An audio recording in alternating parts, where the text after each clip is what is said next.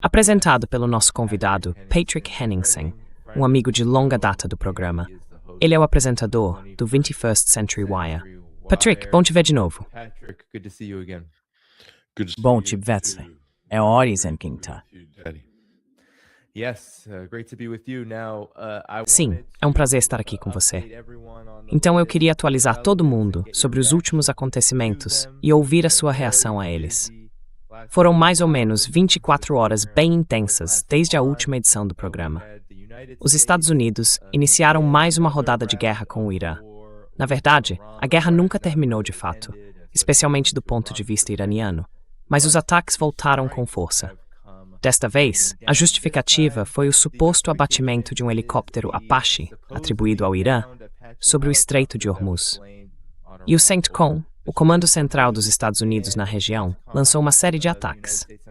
Eles atingiram Sirik, que fica não muito longe da escola Manab. Acredito que apenas algumas dezenas de quilômetros de distância.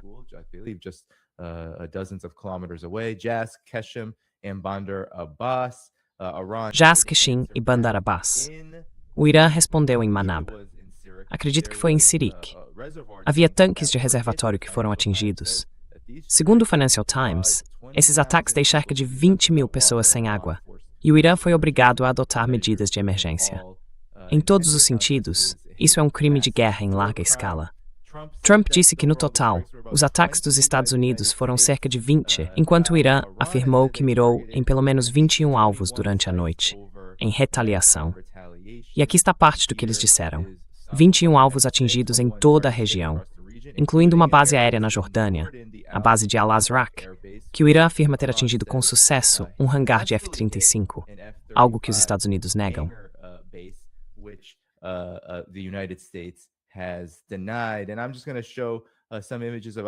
Eu vou mostrar agora algumas imagens de outras coisas que aconteceram, incluindo a derrubada de um drone MQ-9 Reaper. A Quinta Frota, que fica no Bahrein, a Quinta Frota Naval dos Estados Unidos, também foi atingida. Eu posso mostrar imagens disso. Mas, Patrick, parece que estamos entrando em mais uma rodada de guerra. O Trump está prometendo ataques para esta noite. Os B-52 já estão a caminho. O que está acontecendo aqui? Por que agora? E como você avalia a situação geral? O Irã diz que os ataques só vão ficar mais duros, que vão começar a mirar na infraestrutura de petróleo se a deles for atingida. E é isso que o Trump está prometendo. Pontes, poços de petróleo, tudo isso voltou a ser alvo. O que está acontecendo?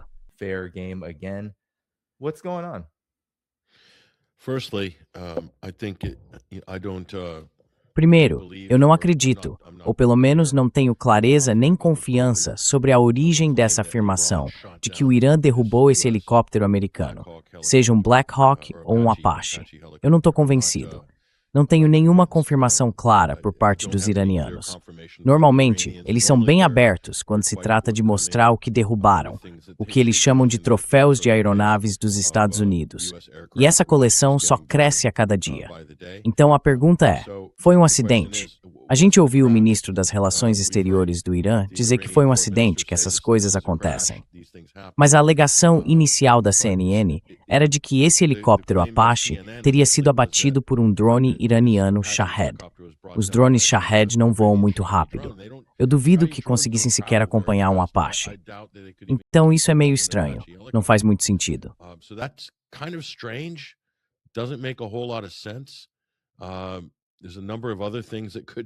Há várias outras coisas que poderiam derrubar um helicóptero Apache, e talvez não um drone Shahed. Então, por enquanto, isso não parece muito convincente. Não há confirmação. E se a reação dos Estados Unidos, que foi completamente desproporcional, se baseou nisso, então é uma bandeira falsa. Os Estados Unidos estão usando isso como uma bandeira falsa. Os israelenses atiraram nesse Apache? Foi uma falha mecânica? Eles dizem que 2 pilotos foram resgatados. Mas como a gente sabe disso? Existe alguma confirmação? Algum vídeo? Alguma prova? Não, nada. Não veio nada dos Estados Unidos. Só declarações e alegações. Nada mais. Então esse é o primeiro ponto. E se for esse o caso, eu acho que isso é realmente importante, porque se a situação escalar, e ninguém sabe até onde isso pode ir, você não gostaria de saber como tudo começou.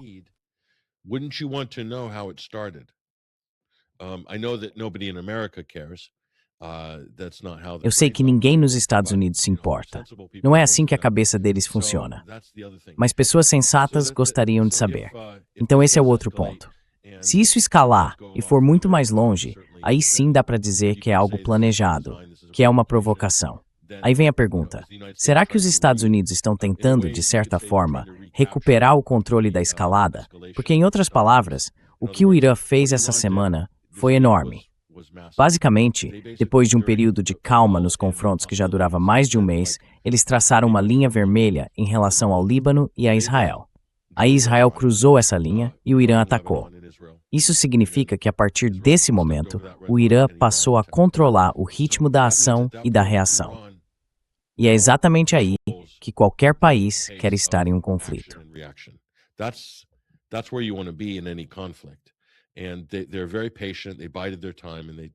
Eles foram muito pacientes, esperaram o momento certo e aproveitaram a oportunidade.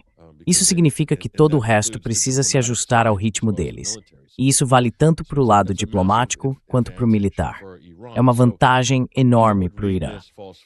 Então eu vejo essa operação de bandeira falsa como uma tentativa dos Estados Unidos, de forma bem enganosa e dissimulada, como já era de se esperar, afinal estamos falando da América, de tentar retomar o controle sobre o ritmo das ações. Ou, como alguns chamam, sobre a dominância na escalada, ou a chamada escada de escalada e por aí vai. Porque ninguém sabe aonde isso pode levar com o Irã. Eles conseguiram basicamente incluir o Líbano no pacote de negociações e fazer isso valer. Então, o próximo passo é bem claro. Eles podem incluir Gaza nesse mesmo pacote de negociações. E eu sinto que o Irã já deixou claro que quer fazer isso. E eles estão fazendo isso. Isso muda completamente o jogo. Isso quer dizer que agora a situação na região é totalmente diferente. E você viu que tem muita briga interna entre os operativos israelenses? Alguns desses tipos que vivem falando besteira, sem talento nenhum, na mídia dos Estados Unidos, como Mark Levin, estão simplesmente cuspindo fogo e atacando o país só porque se levantou a possibilidade de, entre aspas, não terminar o trabalho. Os israelenses, os políticos, estão difamando os Estados Unidos, dizendo que isso é totalmente inaceitável, que não vão ouvir a América, que precisam fazer o que é do interesse deles e que não devem ouvir o Trump. E o mais curioso é que são as mesmas pessoas que há poucas semanas estavam erguendo estátuas douradas em homenagem ao Donald Trump.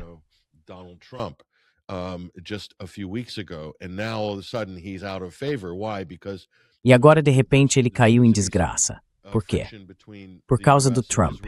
Parece que há uma certa tensão entre os Estados Unidos e Israel, não algo fundamental, mas na forma como essa situação está sendo conduzida. Então, se você pensa nisso, e depois olha para esse episódio curioso com o helicóptero Apache, para mim parece bem suspeito. É assim que eu vejo a coisa.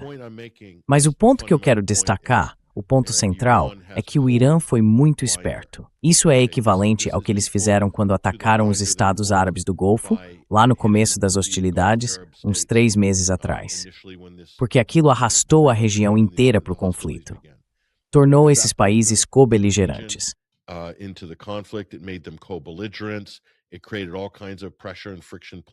Isso gerou todo tipo de pressão e atrito político entre os aliados do Golfo, os Estados Unidos e Israel, e também acabou globalizando o conflito quando o fornecimento de energia foi restringido. Depois, o fechamento do Estreito de Hormuz foi meio que o ato final desse movimento. Isso mudou tudo.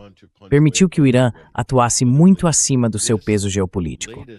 Agora, essa troca mais recente, ou o traçado da linha vermelha com o Líbano, permite que o Irã haja acima do seu peso na região. Mas, na verdade, nem é mais acima do peso.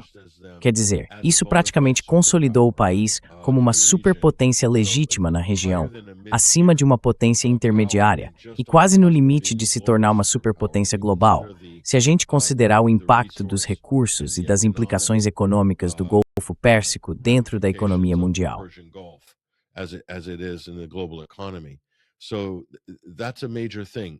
Então isso é algo bem importante. E o outro ponto é o seguinte: os Estados Unidos e Israel têm se esforçado muito para separar todos esses conflitos, tipo, tratar Gaza separado do Líbano e separado do Irã e do Iêmen.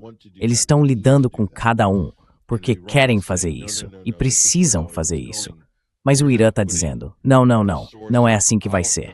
Agora, eles estão dizendo que a origem das hostilidades contra eles, contra o Líbano e contra os palestinos vem da mesma fonte, Israel. Então vocês agora fazem parte das negociações, fazem parte de qualquer acordo de cessar-fogo e ele vai ser abrangente. E o ponto importante aqui, Dani, é o seguinte: uma potência intermediária nunca consegue traçar uma linha vermelha com base moral. Não dá. Só uma superpotência pode fazer isso. Então o Irã está tentando um movimento ousado.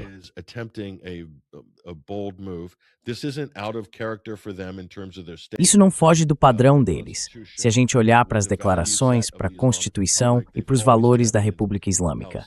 Eles sempre defenderam a causa palestina, mas agora isso está acontecendo na prática. E isso para mim é algo extraordinário. Vamos ver se eles conseguem manter essa vantagem, digamos assim, tanto militar quanto diplomaticamente. Quando eu digo diplomaticamente, não estou falando de diplomacia de verdade aqui. Nesse sentido, as declarações do governo iraniano, do ministro das Relações Exteriores e do Ghalibaf mostram que eles estão perseguindo seus objetivos militares ao mesmo tempo que os políticos. Ou seja, entraram basicamente no modo clausewitziano, em que a atividade militar é uma continuação da política por outros meios.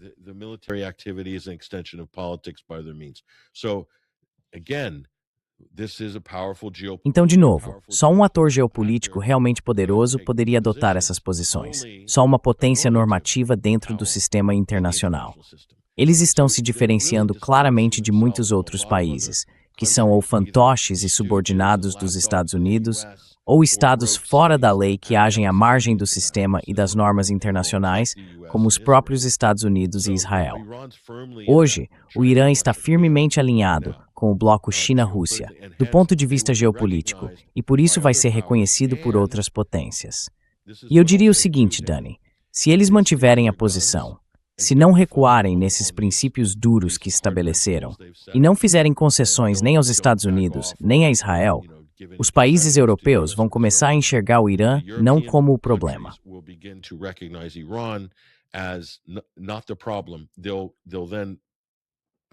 Depois vão colocar a culpa em Israel por tudo, o Líbano, o Oriente Médio e a guerra no Golfo Pérsico.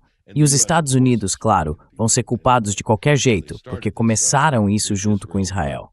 Mas, cada vez mais, essa resistência em culpar Israel Porque se você olhar, por exemplo, para a ONU, dá uma olhada no que aconteceu hoje. A Alemanha, a França e esses governos que só assobiam na Europa, em Bruxelas, tentaram aprovar um novo pacote de sanções contra o Irã no Conselho de Segurança da ONU.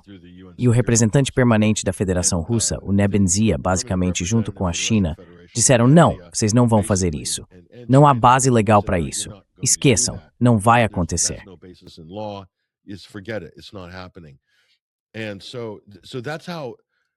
É assim que dá para ver o quão subservientes e até maníacos os europeus são em relação aos Estados Unidos, a ponto de fazerem uma jogada dessas enquanto Israel comete genocídio em 3 frentes diferentes: Gaza, Cisjordânia e sul do Líbano.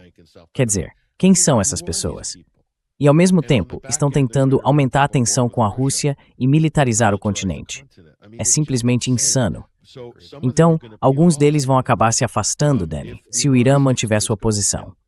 A Itália e a Espanha são um bom exemplo disso. Eles reabriram relações diplomáticas com Teherã. Vamos ver. Porque se a Europa não conseguir se manter unida nessa questão, isso vai ser um grande problema para os Estados Unidos, um grande problema para Israel e também para a Grã-Bretanha, Alemanha e França. Eles têm sido defensores firmes desses crimes de guerra que Israel e os Estados Unidos estão cometendo.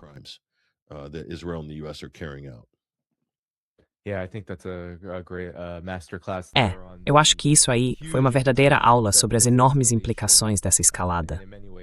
E de muitas formas, a Europa vai acabar sendo forçada a se aproximar mais do Irã.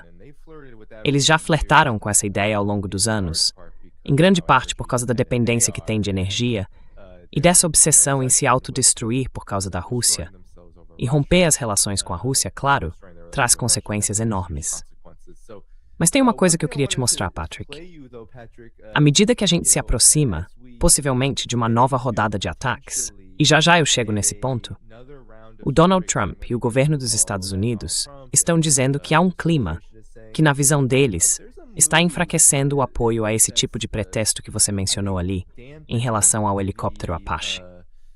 Eu vou te mostrar uma reportagem da Fox News sobre isso.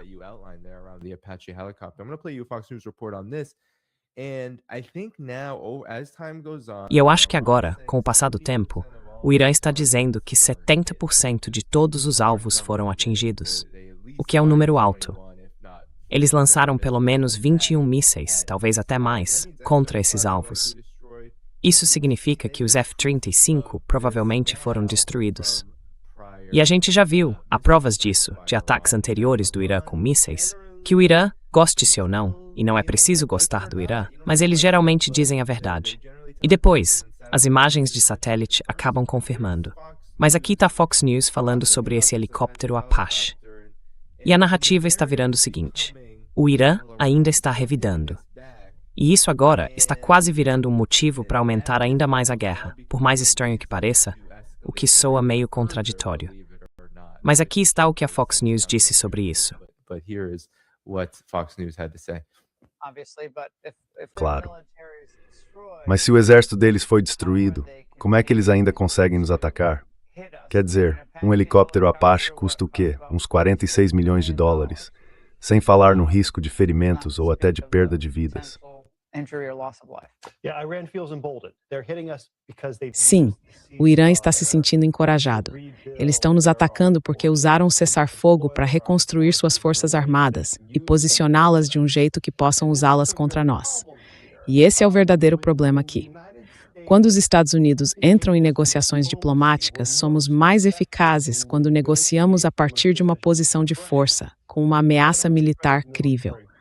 E o que os iranianos viram nos últimos meses foi, como você disse, paciência, que eles interpretam como fraqueza. Então, quando o CENTCOM diz que vai responder de forma proporcional, eu me preocupo que isso passe a mensagem errada. Não é uma mensagem de que vamos dominar e destruir. É como se disséssemos, vamos responder de forma limitada, um ataque aqui, outro ali. Isso não vai restaurar a dissuasão. Isso não vai recuperar a superioridade na escalada que a gente precisa para encerrar essa guerra de forma bem-sucedida.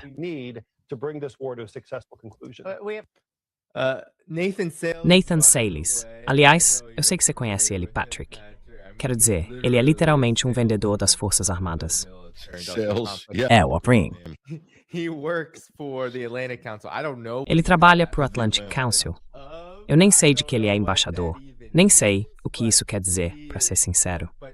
Mas essa narrativa, eu acho que mostra bem onde o regime dos Estados Unidos está agora em relação ao Irã.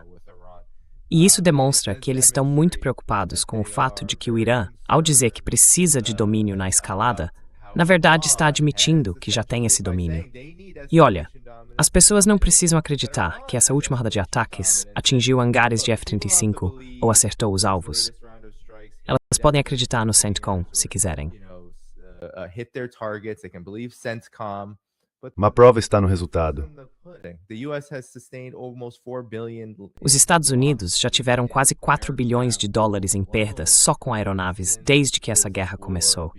É um número enorme. E eu acho que o Irã certamente tem capacidade de atingir um F-35 estacionado. Então, a partir daqui, a situação só piora.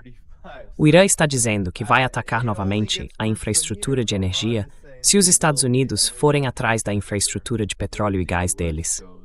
Mas eu queria saber a sua opinião sobre esse comentário do Nathan Sayles, antes de a gente falar sobre os preparativos de Trump para uma possível nova guerra.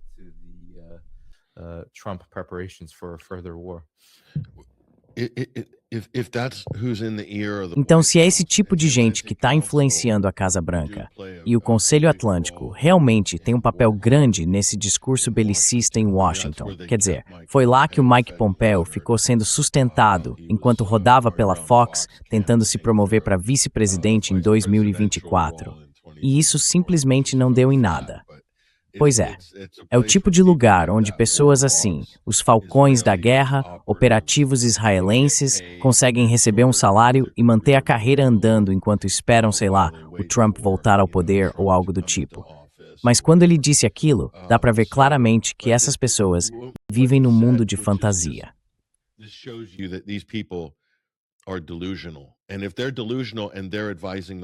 E se essas pessoas estão delirando e são elas que estão aconselhando a Casa Branca, então a gente precisa considerar seriamente a possibilidade de que a própria Casa Branca também esteja delirando, do ponto de vista militar. Ele disse que esse cessar-fogo permitiu que o Irã reconstruísse suas forças armadas. Dá para reconstruir um exército em 4 semanas? Em que planeta essa pessoa vive? Ela deveria ser uma especialista, mas é isso que hoje se chama de análise política nos Estados Unidos. E, aliás, eles ganham muito dinheiro para dar esse tipo de conselho ousado na TV nacional. Não, o exército do Irã nem tinha sido destruído para começo de conversa. Iran's military wasn't wiped out to begin with. That's the sort of, intelligent. Esse é o tipo de avaliação inteligente, básica, de bom senso, sabe? Mas isso vai contra a linha de propaganda da Casa Branca. A gente acabou com as forças armadas deles, acabou com a marinha, acabou com... Sinceramente, eles não têm mais mísseis e também não há mais líderes. O país está um caos, está desmoronando. E o Trump continua com aquele discurso velho e cansado que ele vem repetindo há tempos. Continua insistindo nisso. Ontem mesmo ele disse exatamente a mesma coisa. Essa apatia do presidente, com esses comentários no estilo celebridade em jantar de gala sobre a guerra, já passou do limite do ridículo. A verdade é a seguinte: os Estados Unidos esgotaram suas forças armadas.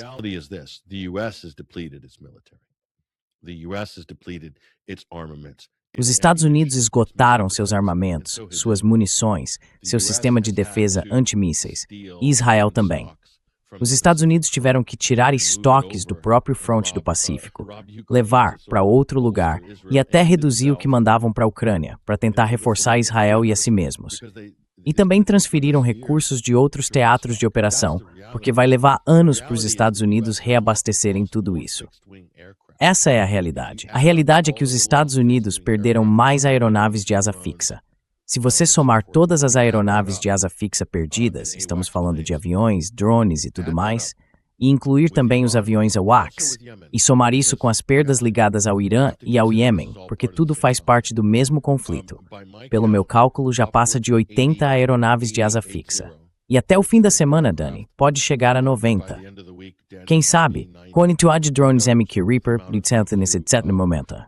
Reaper drones that are falling from the sky as we speak. Those aren't cheap, by the way.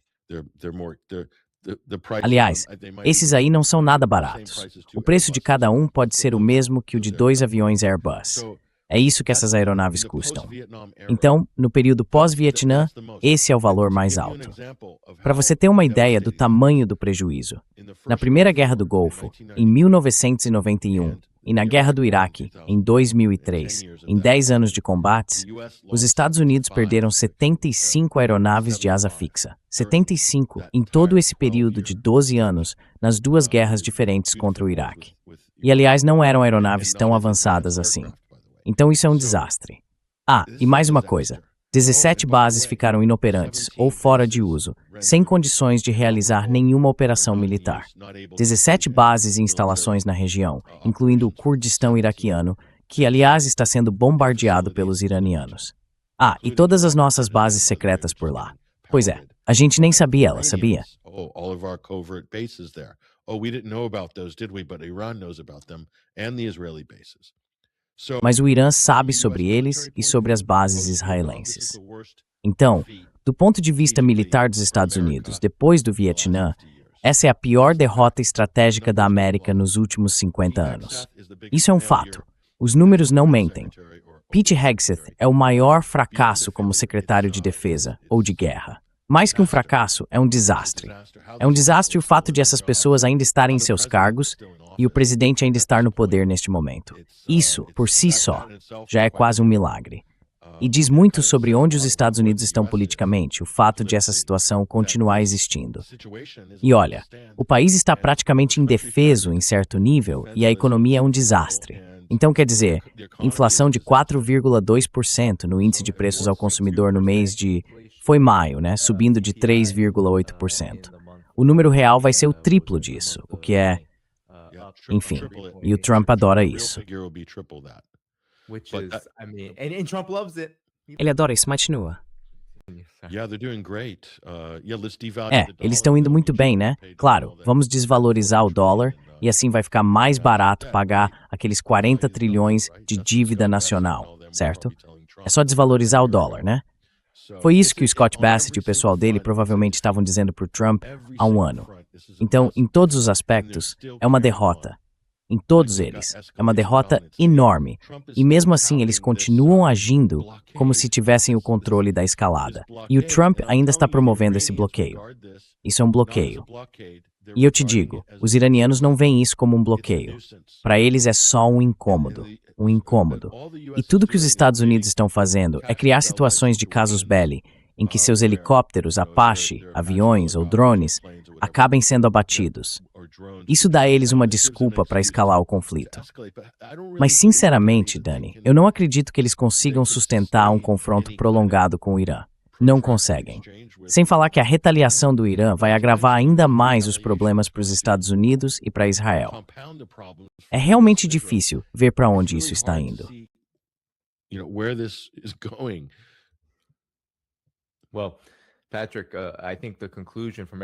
Olha, Patrick, acho que a conclusão de tudo que você acabou de dizer é que, no fim das contas, eles vão fazer de qualquer jeito. Esse é o jeito de pensar do regime dos Estados Unidos, do governo Trump. E claro, com seus aliados e apoiadores israelenses, seja lá como quiser chamar. É para essa direção que estão indo. Mas como você disse, daqui para frente só piora, não melhora. E a gente já tinha ouvido, antes de tudo isso recomeçar, que os Estados Unidos e Israel planejavam, no máximo, mais 2 semanas seguidas de ataques, porque não conseguem sustentar nada além disso. Então, aconteça o que acontecer, essas limitações são bem reais e vão aparecer no campo de batalha. E claro, também no campo de batalha econômico.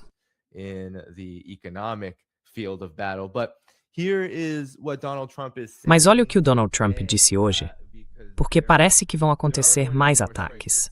Parece até que logo depois que a gente sair daqui, os B-52 podem tentar atingir o Irã, ou já estar atingindo o Irã.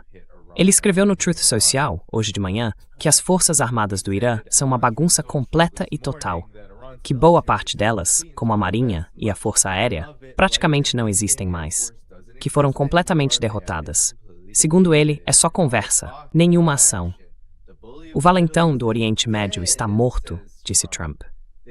Ele também afirmou que o Irã demorou demais para negociar um acordo que teria sido ótimo para eles, e agora vão ter que pagar o preço. E hoje, enquanto parecia estar assinando uma ordem executiva na cadeira do Salão Oval, a imprensa pediu para ele esclarecer esses comentários. Aqui está a resposta de Donald Trump a essa pergunta. E se arme um acordo, e isso eu quero ter certeza de que vou te citar corretamente, e você disse que eles vão ter que pagar o preço. O que exatamente você quis dizer com isso? Bem, nós vamos atacar eles. Atacar com muita força. Até bombardeios? Bom, a gente está baseando isso no helicóptero.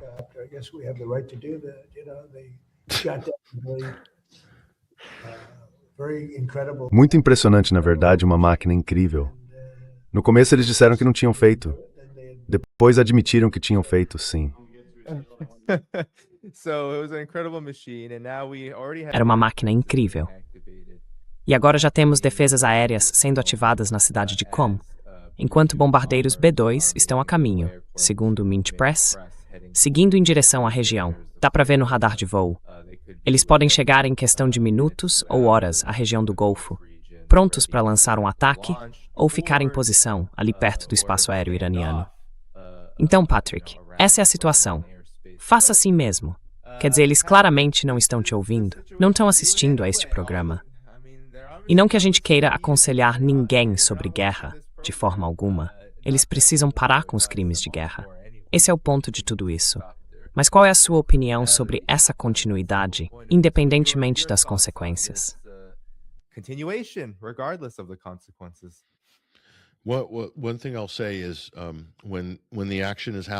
Uma coisa que eu vou dizer é o seguinte: quando a ação estiver acontecendo lá, no Irã, presta atenção no que Israel faz.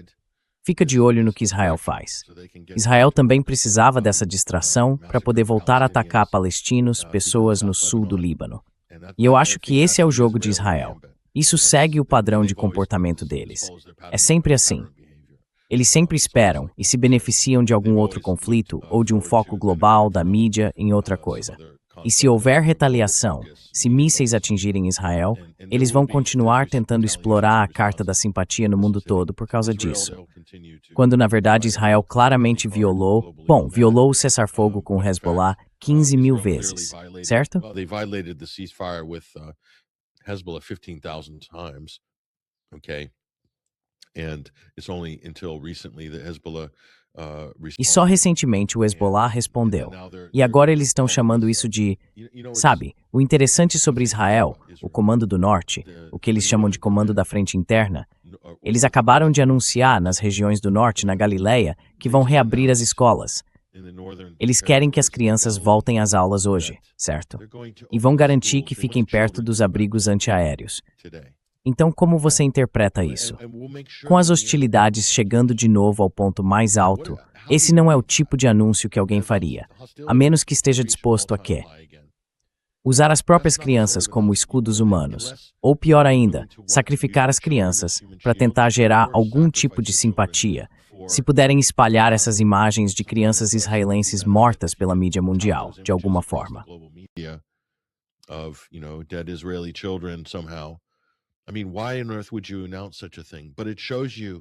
Quer dizer, por que diabos alguém anunciaria uma coisa dessas? Mas isso mostra com o que a gente está lidando aqui. Aí o Netanyahu vai na TV hoje e diz que o Hezbollah tem planos de mandar milhares de terroristas pela fronteira para invadir a Galileia. Milhares de terroristas do Hezbollah correndo pelas colinas. Foi isso que o primeiro-ministro de Israel disse hoje na coletiva de imprensa.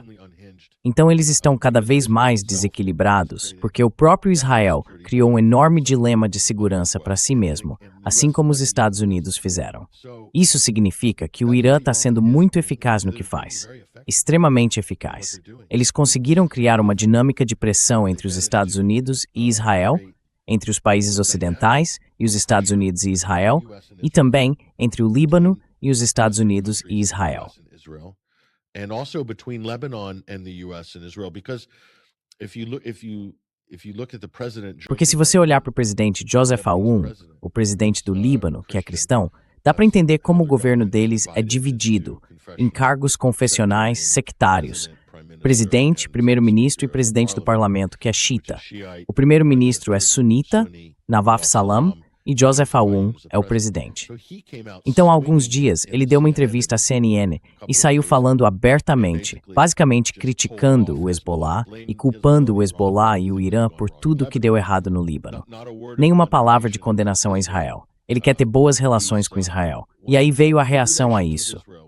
Tanto dentro do próprio Líbano, quanto eu diria no mundo todo, por causa das declarações dele.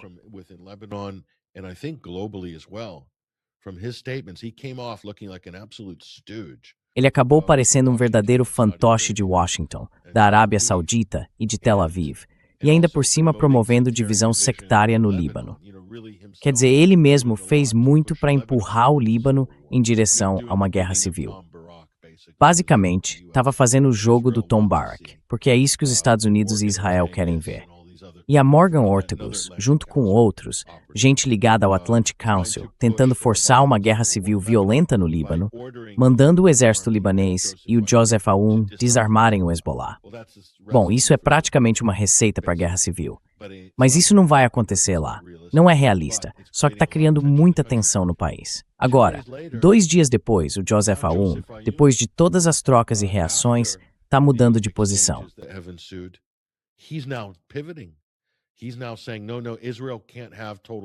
Agora ele está dizendo, não, Israel não pode ter segurança total. A guerra não pode ser a resposta, Israel. Então o que isso mostra, Dani, é que a pressão vinda da estratégia e do comportamento geral do Irã criou ainda mais pressão. Era um aliado firme dos Estados Unidos e agora está saindo da linha. Por quê? Por causa do Irã. Não é por causa do Hezbollah. O Hezbollah tem sido consistente o tempo todo. Eles são um fator constante. Estão resistindo à agressão e à ocupação israelense.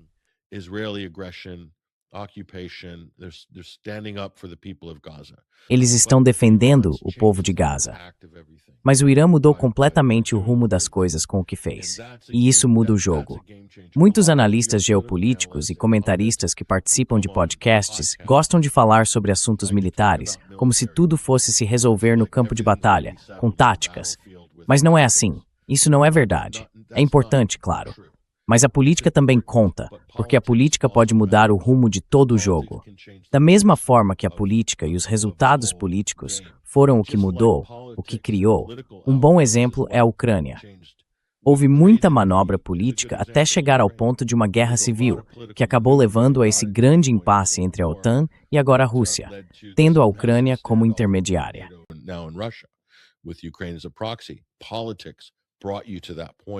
A política te levou até aquele ponto, e desarmar essa situação também pode ser algo político. Pode acontecer, por exemplo, com o colapso de um ator político envolvido, como um regime de Netanyahu ou um regime de Trump, o que poderia criar uma situação capaz de mudar o rumo dos acontecimentos. Mesmo que fosse temporário, já poderia gerar um impasse suficiente. E tem também o fator econômico, porque no fim das contas, esses conflitos vão ser decididos tanto, ou até mais, pelos resultados econômicos do que pelos resultados militares. E em todas essas frentes, o Irã tem exercido uma influência impressionante, uma influência enorme, especialmente para um país do tamanho dele, que passou boa parte desse tempo em desvantagem em relação aos Estados Unidos.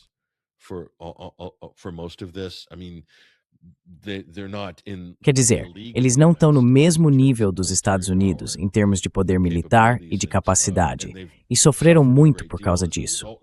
Mas têm uma vantagem enorme em termos de território e vários outros fatores, e estão aproveitando tudo ao máximo, inclusive nas estratégias diplomáticas.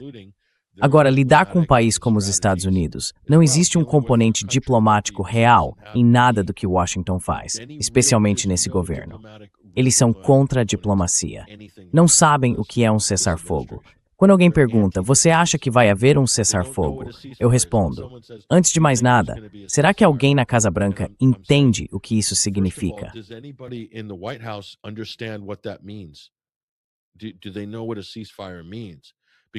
Eles sabem o que significa um cessar-fogo. Porque o que eu ouço é, há um acordo, vamos conseguir um acordo. Vai ter um acordo. Ah, eles querem um acordo, nós queremos um acordo. Tem um acordo chegando aí. Mas o que é um acordo? Como se define um acordo? Um acordo não é um cessar-fogo. Um acordo não é um tratado. Não é. Então é como se o Trump fosse o equivalente fascista de direita do Pol Pot. Basicamente, ele chegou dizendo, tudo o que aconteceu antes de eu estar aqui não conta. É o começo. É o ano zero. Ano zero. Vai ser um lindo ano zero. Tão lindo. Tão lindo. E ele simplesmente não acredita que nada do que foi construído em termos de relações internacionais ou precedentes diplomáticos tenha qualquer importância.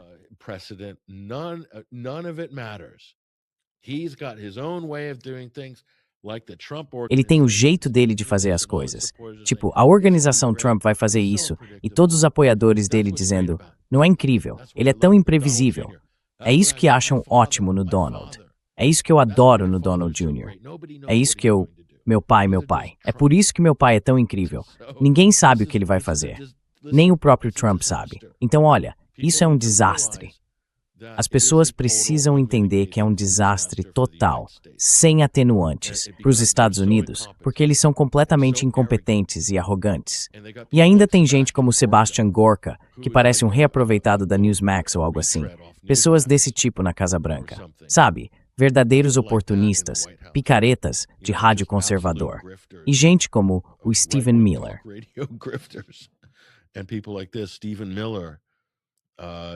These are the people advising the president. Essas são as pessoas que estão aconselhando o presidente. São uns iludidos, uns incompetentes. E é um desastre. Um desastre militar. Um desastre sem precedentes para os Estados Unidos, do ponto de vista militar. E é por isso que eles estão com tanta dificuldade na questão da escalada. Porque tem pouquíssimas opções de como escalar o conflito. Eles estragaram tudo, perderam tudo. Não tem mais nada no Golfo Pérsico. Nada, e não vão mais conseguir contar com a Marinha para projetar poder geopolítico, para manter domínio geoestratégico no Golfo Pérsico. Esquece. Acabou. É patético o ponto em que os Estados Unidos chegaram. Estão tendo que implorar para os israelenses para usar um aeroporto civil, o único aeroporto internacional civil de Israel, o Ben Gurion, para abrigar todos os aviões-tanque de reabastecimento e os C-130 americanos. Air-to-air refueling tankers and C-130s. É tanto que nem tem espaço na pista para os voos de passageiros. Eles tiveram que cancelar centenas de voos entrando e saindo de Tel Aviv. Isso é simplesmente patético. Mas é tudo que os Estados Unidos têm agora. Quer dizer, as pessoas percebem o quanto isso é ruim para a América? Politicamente, é um desastre interno para o Trump.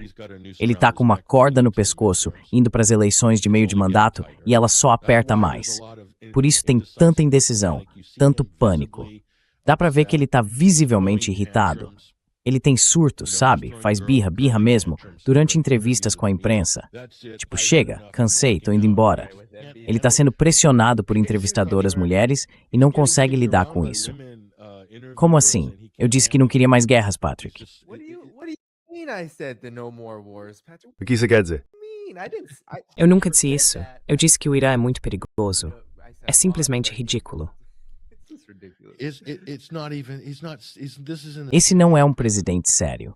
Ele está improvisando, está inventando tudo conforme as coisas acontecem. Eles não sabem direito o que estão fazendo. Não tem nenhuma estratégia, além de precisamos apoiar Israel. Essa é a nossa estratégia nacional. Eu poderia refazer a diretriz de segurança nacional. Eu mesmo faço a próxima. Vou economizar um bom dinheiro para vocês. Faço a de novembro de 2026. E vai ser isso. Precisamos apoiar nosso melhor amigo e aliado, Israel. Pronto, um relatório de uma página, eu mando pelo correio. Acabou. Nem precisa de grupos de trabalho, porque é só isso que existe da visão e da estratégia dos Estados Unidos. Sabe, Dani, se você der um passo para trás e olhar o Oriente Médio, olhar tudo, desde Diego Garcia até a base aérea de Incirlik, passando por Chipre, pela Europa e pela Alemanha.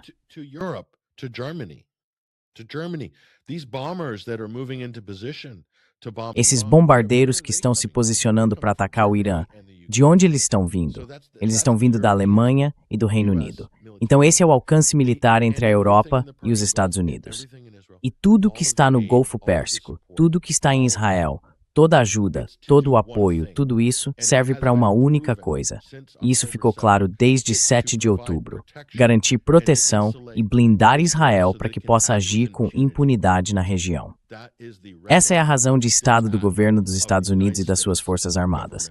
Essa é a essência da estratégia americana. Permitir que Israel haja com impunidade na região. É isso. Só isso. Onde está o benefício, além das empresas do complexo militar industrial?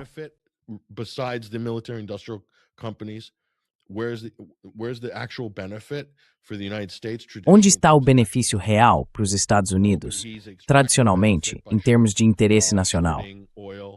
Não, o que ele está fazendo é tirar proveito, apostando contra o petróleo e manipulando o S&P 500. Eles estão tirando vantagem disso. Esse é o tal do interesse nacional. O Trump e o círculo mais próximo dele lucrando com todas essas postagens ridículas que ele solta a cada 12 horas no próprio site. Não em posições oficiais do Departamento de Estado ou algo assim. Isso é uma piada. Não é um governo sério em Washington. Eles destruíram a economia. Estão afundando a economia global. Estão afundando os Estados Unidos, economicamente, politicamente e militarmente. É impressionante, para ser sincero. It's breathtaking, quite frankly. You know, I would be more conciliatory, Danny. Eu até seria mais conciliador, Dani, se os Estados Unidos tivessem cortado as perdas neste mês e percebido que é uma boa hora para puxar o plug. É um bom momento para encerrar as perdas. Vamos fazer uma diplomacia de verdade. Fortaleça o seu partido antes das eleições de meio de mandato. Cruze os dedos e torça para não ser esmagado pelos idiotas na Câmara e no Senado, e para que o Trump não acabe empalado na dama de ferro do impeachment pelos próximos 2 anos. Porque é isso que vem aí. É isso que vem aí, mas isso não vai salvar o resto do mundo. Esse é o problema. A gente já consolidou esse desastre econômico. E, sinceramente, ver ele se enrolando desse jeito é tão patético, esse velho gagá.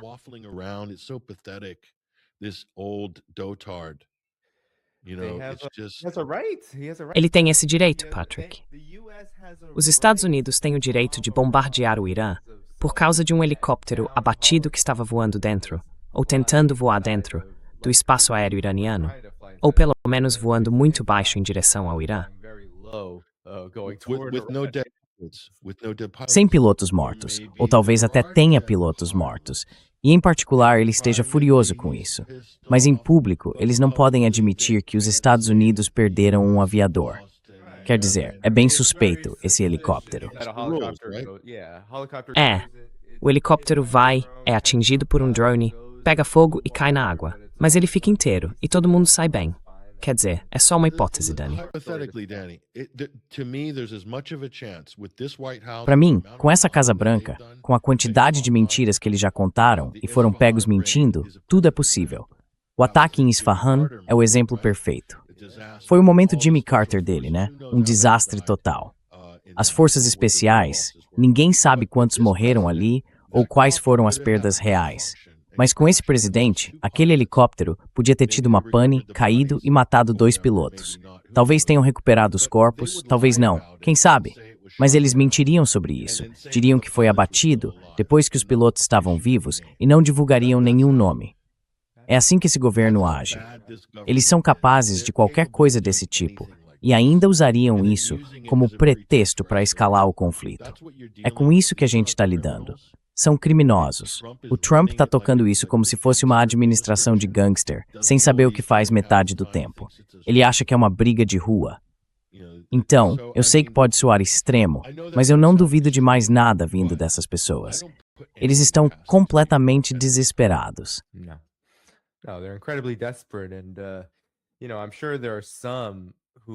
E sabe, eu tenho certeza de que tem gente que é sempre curioso ver esses elementos mais esclarecidos, ou que fingem ser, da elite que cercam o Trump.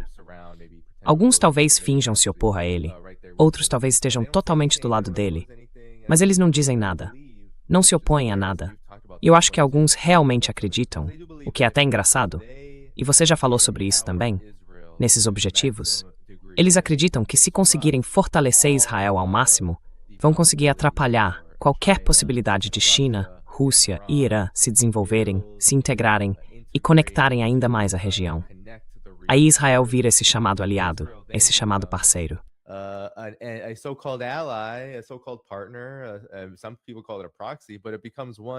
Algumas pessoas chamam isso de um intermediário, mas acaba virando algo com poder, com uma influência enorme, porque você acabou de transformar isso em um dos seus principais objetivos geopolíticos.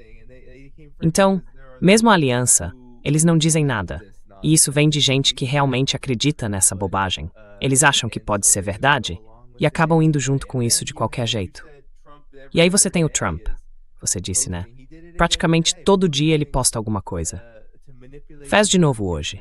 Posta para manipular os mercados, manipular o mercado de petróleo, o S&P 500, Wall Street. Olha só, isso foi o que ele disse hoje, logo depois de anunciar que vai atacar o Irã. É impressionante. Ninguém deveria se surpreender com isso, mas já está quase virando uma paródia. Ele vem com esse anúncio de que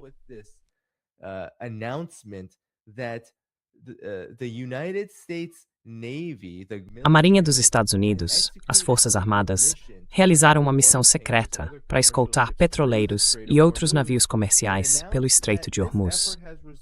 Eles anunciaram que esse esforço permitiu que mais de 100 milhões de barris de petróleo passassem pelo estreito. Mais de 200 navios comerciais atravessaram a região em segurança. É uma operação extremamente bem-sucedida, porque quem controla o Estreito de Hormuz são os Estados Unidos, não o Irã. O exército deles foi derrotado. A economia deles está em ruínas. Acabou para o Irã. Agradeço a atenção de vocês sobre esse assunto. É quase uma coincidência, né, Patrick? Que essa operação tão bem-sucedida, totalmente secreta, mas agora pública, tenha inundado o mercado de petróleo justo quando ele anuncia que está prestes a bombardear o Irã.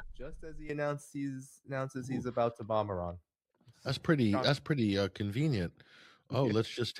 Que conveniente. Vamos dar uma olhada em todas as opções de compra e de venda em Wall Street. É uma piada, é ridículo. Você controla o Estreito de Hormuz? Ótimo. Então pronto, acabou o dia, é isso? Não, não é. Esse é o problema, você não controla. Então não dá para encerrar o assunto. Eles não são sérios. Essas pessoas não estão levando isso a sério. Os Estados Unidos não têm saída. Não há como contornar isso. Como superpotência, o país não consegue impor normas porque ele mesmo violou todas as normas.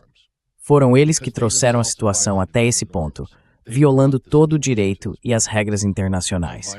Então não existe cenário em que os Estados Unidos saiam disso como os mocinhos. Eles não podem declarar vitória.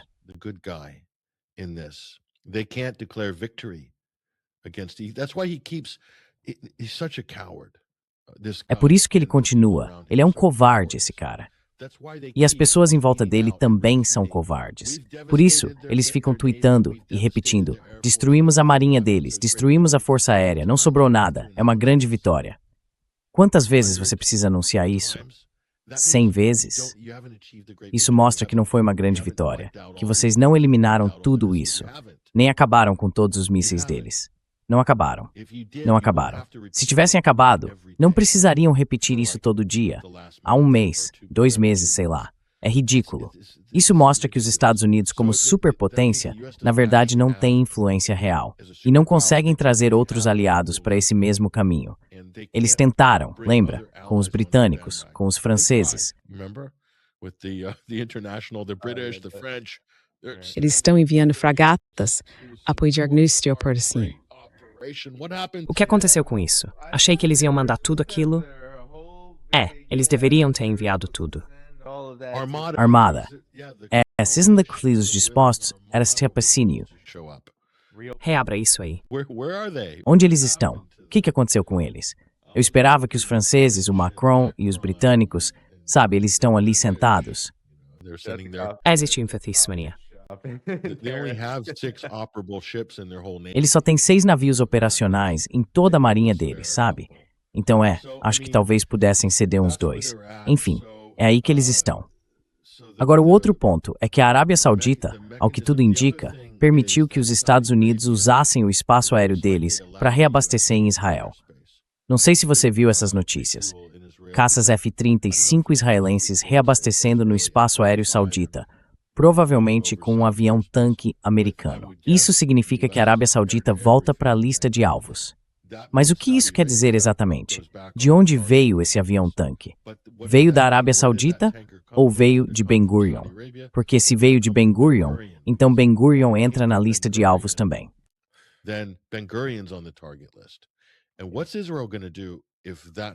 E o que Israel vai fazer se isso acontecer?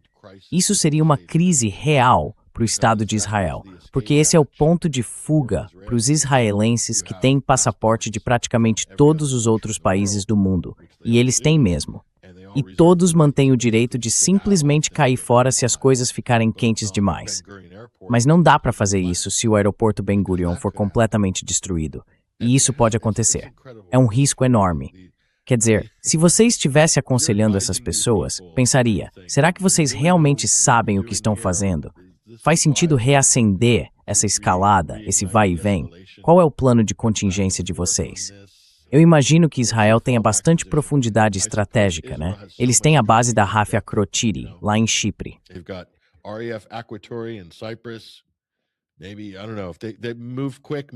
Talvez, não sei, se eles se moverem rápido, talvez consigam construir uma base aérea na ilha de Sazan, na Albânia, se o Kushner se mover rápido. Mais uma posição de apoio para Israel. Eles têm tanta profundidade estratégica. Quer dizer, não são do tamanho de Nova Jersey? É enorme. Tenho certeza de que eles conseguem lidar com tudo isso. Uma guerra em 5 frentes. Maravilha, é. E os iemenitas anunciaram que não vai ter mais comércio pelo Mar Vermelho. Nem para eles. E logo, para mais ninguém. Cadê o Pete Hegseth? Vai lá dar uma lição no Ansar Allah aos Houthis agora? Com o quê? Lembra como aquilo terminou? Pois é, eles tinham um grupo de ataque com porta-aviões dos Estados Unidos no Mar Vermelho. E o que aconteceu?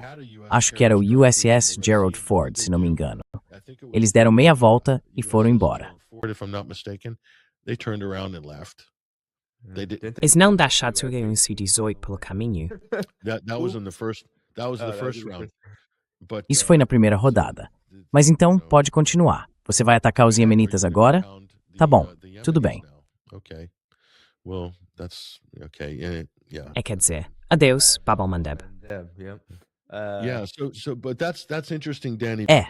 Mas isso é interessante, Dani, porque o eixo da resistência e os aliados do Irã conseguem se coordenar no norte de Israel. E falando de tempo e da movimentação estratégica do Iêmen, isso é algo que eles não faziam antes. Antes não havia uma coordenação clara, mas agora o Hezbollah e o Irã estão alinhados em relação ao norte de Israel e ao sul do Líbano. Isso torna a situação extremamente difícil para Israel administrar e, por consequência, para os Estados Unidos também. Quando você adiciona o fator iemenita nessa equação, fica ainda pior. A única coisa que eu acho realmente terrível em tudo isso é que o Iraque permitiu que seu espaço aéreo fosse usado por Israel. E eu acho que eles colocaram o Iraque numa posição impossível, literalmente sobre um barril, milhões de barris, por causa dos bancos em Nova York, que guardam todos os dólares do Fundo Soberano Iraquiano. Isso é um problema.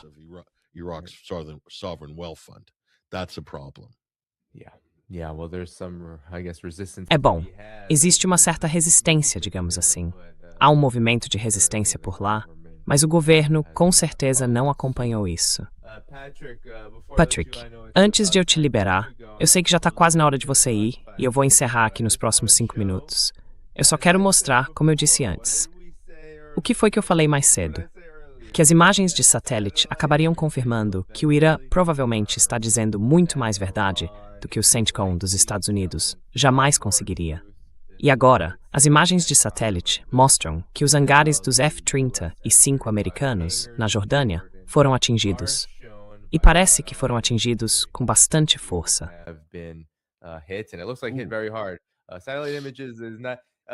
Imagens de satélite nem sempre são fáceis de interpretar, mas aquilo parece uma cratera enorme onde ficavam os hangares. Então eu não sei quantos F-35 estavam ali, ou baseados ali, mas não parece nada bom. E depois tem a base aérea de Ramat David. Foi confirmado por imagens de satélite, a base israelense de Ramat David, que também foi atingida com força. Essa é um pouco mais difícil de ver, mas está sendo confirmada por uma captura de tela das imagens do satélite Copernicus Sentinel-2. Então não é uma boa ideia. Opa, desculpa. Não é uma boa ideia, Patrick. Você perguntou se é uma boa ideia continuar?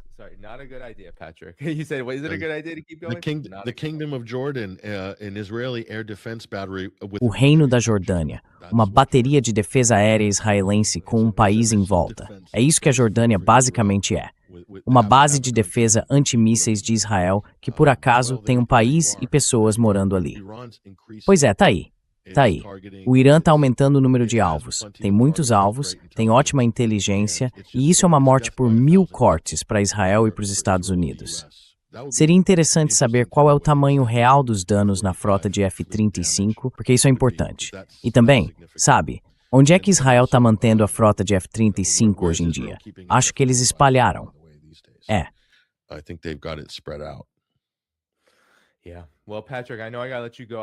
Bom, Patrick, eu sei que preciso te liberar. Vou encerrar aqui nos últimos 5 minutos, porque sei que você tem outro compromisso. Agradeço muito por ter participado. Pessoal, depois do programa, eu vou avisar que o Substack e o 20th Century Wire do Patrick estão disponíveis para quem quiser se inscrever, acompanhar e apoiar. Patrick, a gente se fala em breve. Obrigado, Dani. Tudo de bom pra você. Se cuida. A gente se vê em breve. Tá certo? Certo, pessoal.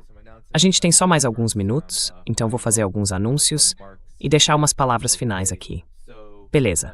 Eu quero falar com vocês sobre motivos para ter esperança. Estou trabalhando num texto agora sobre por que ainda há motivos para ter esperança nessa situação geopolítica em que a gente se encontra e também no cenário mundial de forma mais ampla. E eu quero dizer o seguinte sobre isso. Por que há motivo para a esperança? Eu tenho um lado mais realista, com alguns elementos de materialismo dialético. Eu tento juntar tudo para oferecer uma análise completa de como encarar a ideia de esperança. E neste momento, eu realmente acredito que existem muitos motivos para ter esperança, inclusive no que a gente vem acompanhando aqui todos os dias, essa guerra com o Irã. Enquanto Israel, claro, comete genocídio em várias frentes, e enquanto os Estados Unidos parecem incapazes de se conter, porque foram construídos sobre e continuam baseados em uma lógica de guerra sem fim.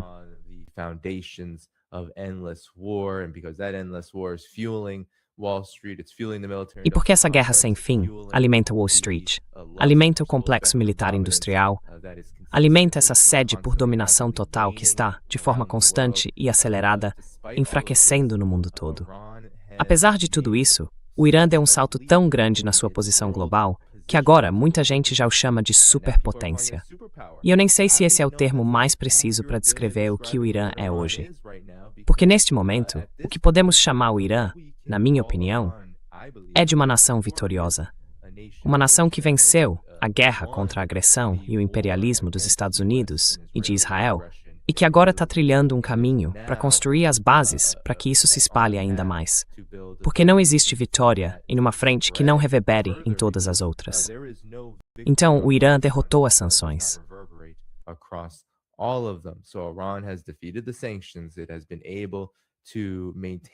Eles conseguiram manter um nível de desenvolvimento econômico que sustenta a produção militar e garante que a população civil viva, pelo menos, uma vida tolerável, em que consiga atender às suas necessidades básicas. E agora, alcançaram avanços tão grandes que conseguem enfrentar os Estados Unidos de igual para igual.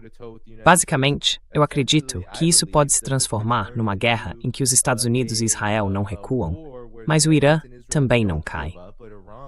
E isso gera grandes problemas, porque nada é neutro, nada fica parado. Mais cedo ou mais tarde, as limitações de que a gente fala aqui, do Império Americano, de Israel, vão alcançá-los e forçá-los a fazer concessões, a mudar de comportamento, o que eu não acredito que consigam fazer, ou então a enfrentar consequências enormes.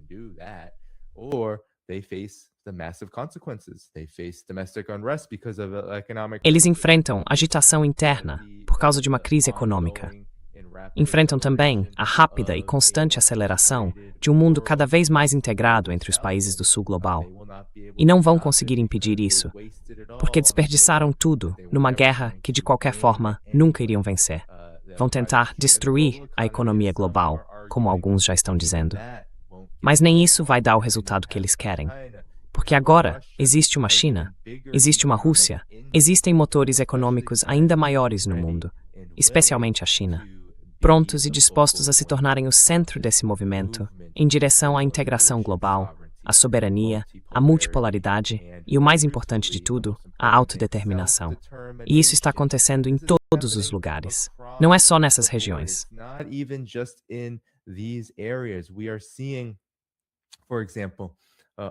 A gente está vendo isso acontecer no mundo todo. Por exemplo, da Coreia do Norte até o Zimbábue.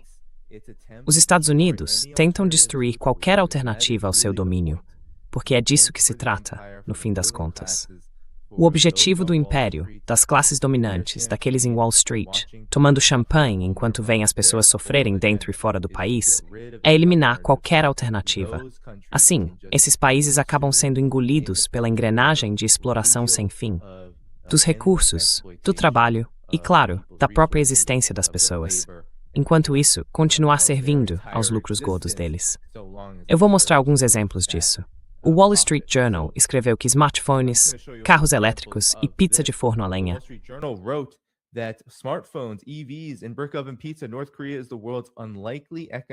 A Coreia do Norte é, de forma inesperada, uma história de crescimento econômico no mundo. O título do artigo era A história de sucesso econômico mais surpreendente do mundo é a Coreia do Norte. E o texto está fortemente protegido por paywall. Na verdade, hoje em dia ficou bem mais difícil conseguir acessar conteúdos assim. Mas um dado importante que eles destacam é o seguinte: a RPDC, a Coreia do Norte, um país que vive sob duras sanções econômicas impostas pelos Estados Unidos, sob um chamado mandato da ONU, apesar de tudo isso, conseguiu construir mais casas novas do que Los Angeles e Chicago juntas. Segundo essa pessoa, o país está vivendo um boom de veículos elétricos, um avanço tecnológico em telefonia celular, com gente usando QR Codes, aplicativos de transporte, e tudo isso sendo desenvolvido por eles mesmos, com a ajuda da China.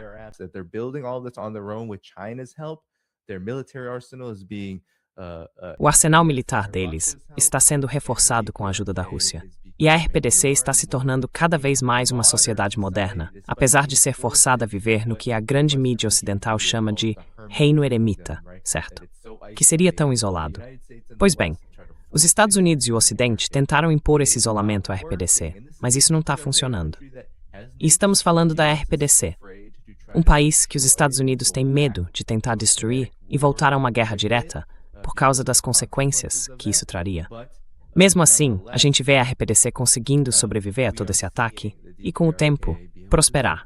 Tudo isso no momento em que os Estados Unidos, Israel e todos os seus aliados estão tentando destruir o planeta. Zimbábue. Isso aqui é da revista The Economist.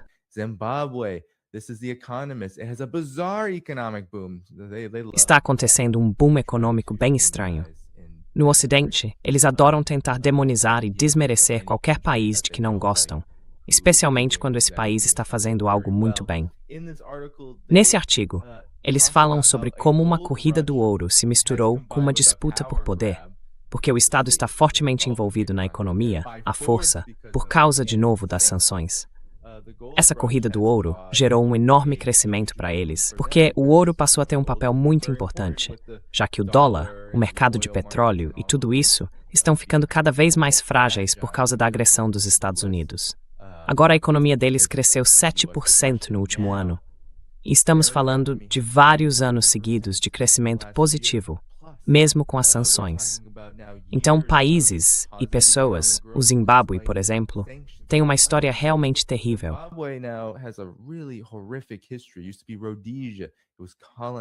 Antes era Rodésia, foi colonizada, ficou empobrecida. Quando conquistaram a libertação do domínio britânico, o que aconteceu? Pois é, os britânicos zombaram e ficaram irritados com os Estados Unidos por causa da reforma agrária. Eles não gostaram que o povo do Zimbábue, o partido ZANU-PF, o principal partido, tentasse redistribuir as terras que tinham sido tomadas em gerações anteriores. E isso, de forma pacífica, vale lembrar, acabou levando a um enorme regime de sanções e à demonização daquele governo, numa tentativa de derrubá-lo por meio basicamente da falência econômica. Não funcionou, e agora a gente vê que esse país conseguiu reagir, num continente que ainda continua muito preso e aterrorizado pela dívida financeira imposta pelos Estados Unidos e pelo Ocidente.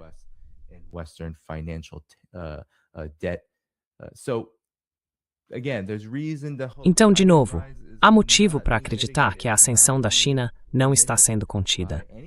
Nada do que os Estados Unidos fazem agora está realmente limitando isso.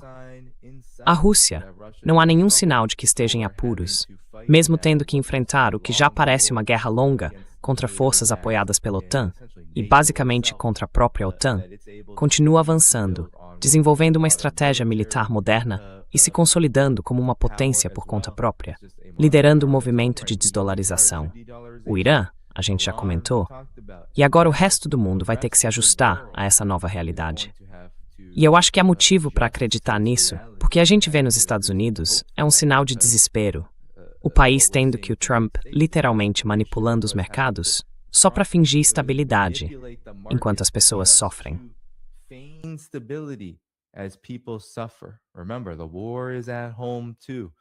Lembre-se, a guerra também está acontecendo aqui, em casa.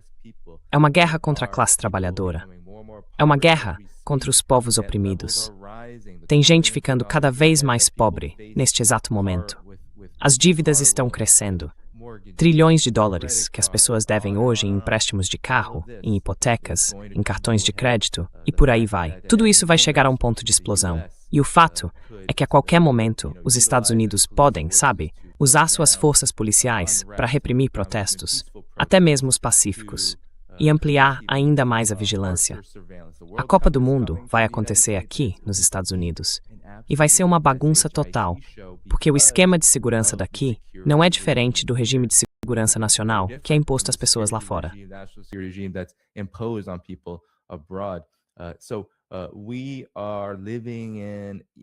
Estamos vivendo um momento de ebulição desse caldeirão nos Estados Unidos, que só vai servir para reforçar a realidade que está bem diante de nós. Um mundo que muda rapidamente, mas que ainda carrega a esperança. A esperança que vem da resistência real de pessoas de verdade. Milhões, bilhões de pessoas agora, que estão resistindo ativamente e traçando um caminho diferente para frente. E isso acontece em meio a toda a destruição, ao desmembramento, ao genocídio, aos horrores que o Ocidente coletivo, liderado pelos Estados Unidos, pratica pelo mundo afora.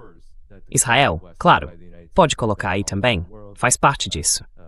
E é claro que há motivo para ficar muito desanimado com tudo isso. There's reasons, of course, to be very discouraged by that, but there's also reasons to see that. Mas também há motivo para lembrar que o arco da história mostra isso há séculos, quando se trata de impérios, mas também mostra resistência. E quando a resistência dá certo, ela traz resultados muito positivos. Então lembrem-se disso.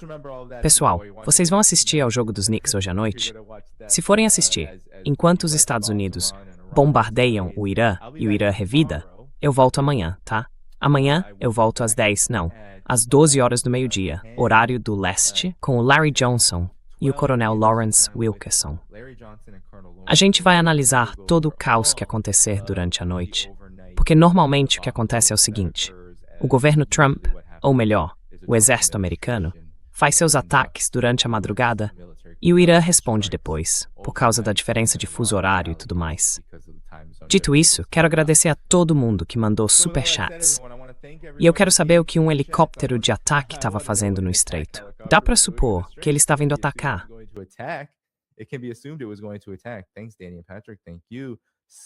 Obrigado, Danny e Patrick.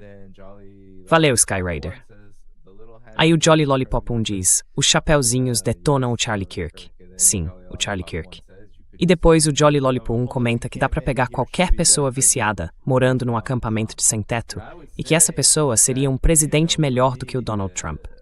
Olha, eu diria o seguinte: ao longo da minha vida, eu trabalhei e conheci muita gente que precisa dormir na rua, que tá sem casa por causa de problemas econômicos, de dependência, de saúde mental, ou de tudo isso junto.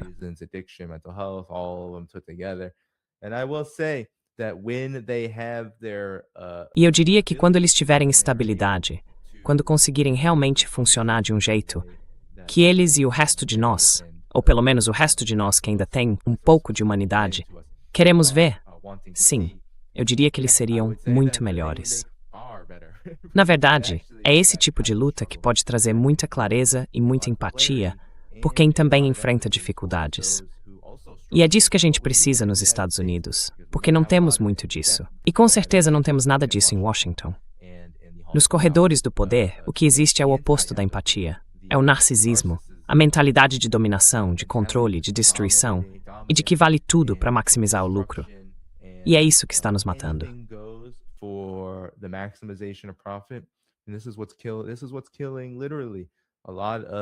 É isso que está literalmente destruindo boa parte do planeta, sabe? E é assim que as coisas acontecem. A resistência que eu acabei de descrever, bem por alto, e, para ser sincero, nem é justo resumir desse jeito, é isso que está sendo combatido. E é nisso que eu espero que cada um de vocês, do seu jeito, possa se envolver.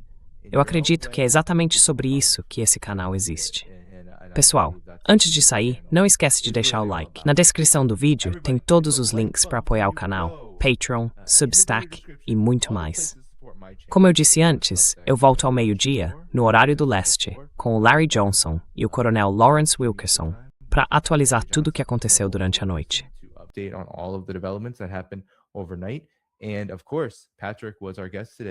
E claro, o Patrick foi o nosso convidado de hoje e ele foi incrível, como sempre. Então, apoiem o trabalho dele no Substack e no YouTube. Confiram o que ele faz. E ele deve voltar em breve, enquanto a gente continua acompanhando esses desdobramentos. Ah, e de graça, aperta o botão de curtir. Isso ajuda muito o programa. Quero agradecer a todos que mandaram super chat, a todos os membros que estavam aqui no chat, aos apoiadores do Patreon, enfim, todo mundo que participou. E também agradecer a todos que assistiram hoje. E claro, aos ótimos moderadores, que fazem deste canal um lugar onde as pessoas realmente querem estar. Então, sem mais demora, pessoal, a gente se vê amanhã, ao meio-dia, no horário do leste. Até a próxima. Tomorrow, 12 p.m. Eastern Time. Until next time.